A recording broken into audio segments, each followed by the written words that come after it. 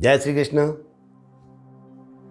ईश्वर से प्रार्थना करते हैं कि आप सभी स्वस्थ रहे, व्यस्त रहे और मस्त रहे। जन्माष्टमी का पर्व आ रहा है। शुक्रवार को जन्माष्टमी मनेगी। समष्टि के महानायक विराट महापुरुष श्री कृष्णचंद्र जी के व्यक्तित्व पर यथामति कुछ चिंतन, जो हमारी बुद्धि है, ज़्यादा बुद्धि ज़्यादा ज्ञान नहीं है, और उनके ऊपर जो भी हमसे चिंतन हो रहा है, जो भी स्मृति में आए, उसके बारे में व्याख्या करेंगे भगवान की। कुछ गलती हो त्रुटि हो तो क्षमा करें और हमें कमेंट्स अवश्य करें कोई गलती हो तो, जिसे सीमित शब्दों में परिभाषित किया जाए। सीमित शब्द, कम शब्दों में परिभाषित किया जा सके, वो कभी श्री कृष्ण हो ही नहीं सकते। क्योंकि श्री कृष्ण होने का अर्थ है कि जिसके लिए सारे शब्द कम पड़ जाए, जिसके लिए सारी उपमाएं छोटी पड़ जाए, जिसकी जितनी महिमा गाई जाए उतनी कम पड़ जाए, वही तो श्री कृष्ण है। जो दूसरे के चित्त को अपनी ओर आकर्षित करे, वही तो श्री कृष्ण है। बाल्य भाव से आपको आकर्षित करे, प्रौढ़ावस्था गंभीर्य भाव से आपको आकर्षित करे, कांत भाव से गोपियों को, स्त्रियों को कांत भाव से आकर्षित करते हैं। गोपियां अपना सर्वस्व दे बैठती है। और जितने योगी है, जितने योगी राज है, उनको भी अपना, योगियों का अपना बना के वो स्वयं योगी राज कहलाते हैं।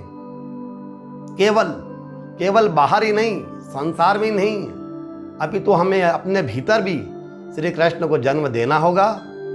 अनीति और अत्याचार के विरोध की सामर्थ्य, कठिनतम परिस्थितियों में भी धर्म रक्षार्थ का संकल्प और पग पग पर अधर्म को चुनौती देने का साहस और प्रत्येक कर्म का पूर्ण निष्ठा से निर्वहन करना, वास्तव में अपने भीतर श्री कृष्ण को जन्म देना ही है।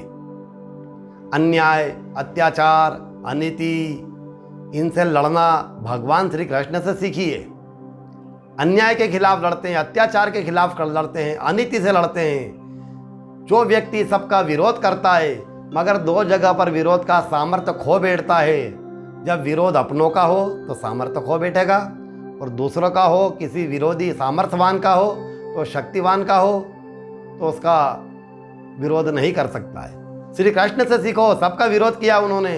श्री कृष्ण का जीवन देखो, उन्होंने अनीति के खिलाफ सबसे अधिक अपनों का ही तो विरोध किया, उनके अपने ही थे। और सर्व सामर्थ्यवानों का भी उन्होंने विरोध किया।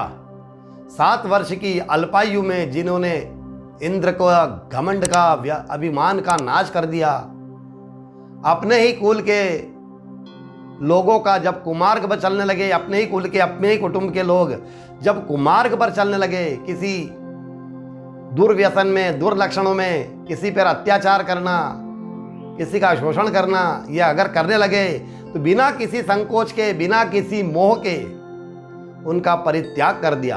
वही तो श्री कृष्ण है। अतः अन्याय, अत्याचार और अनीति का विरोध करना ही श्री कृष्ण की सच्चा अनुसरण होगा, और अन्याय का विरोध करना ही होगा। चाहे सामने कोई भी हो, अपना हो अथवा कोई साधन संपन्न हो, उसका विरोध अवश्य करें। स्पष्ट शब्दों में कहें तो जीवन की समग्रता ही श्री कृष्ण है।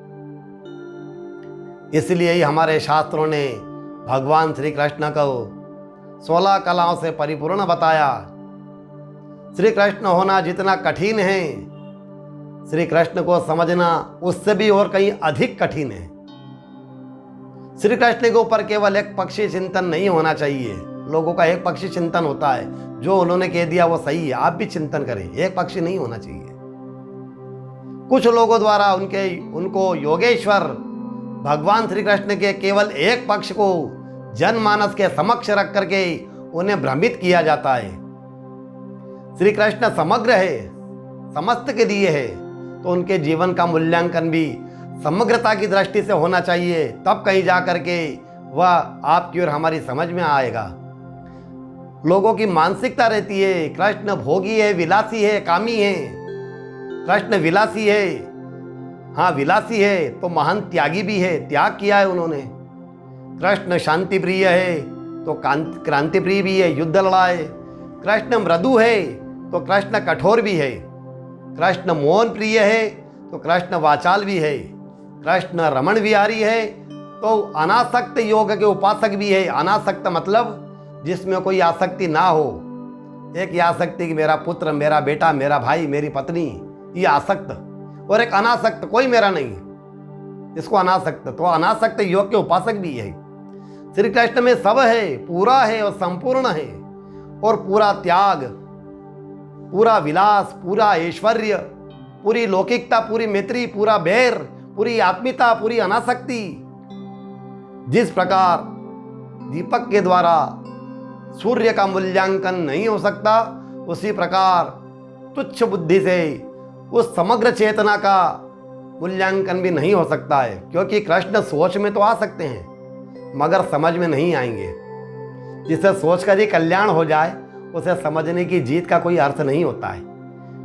पुनः आपसे निवेदन करूंगा, मेरे चैनल को जिन्होंने अभी तक सब्सक्राइब नहीं किया, सब्सक्राइब करें, लाइक शेयर करें, कमेंट्स करें, और कुछ त्रुटि हो, कुछ गलती हो तो हमें कमेंट्स अवश्य करें। ईश्वर से पुनः प्रार्थना करेंगे कि सभी आप स्वस्थ रहे, व्यस्त रहे और मस्त रहे। जय श्री कृष्ण।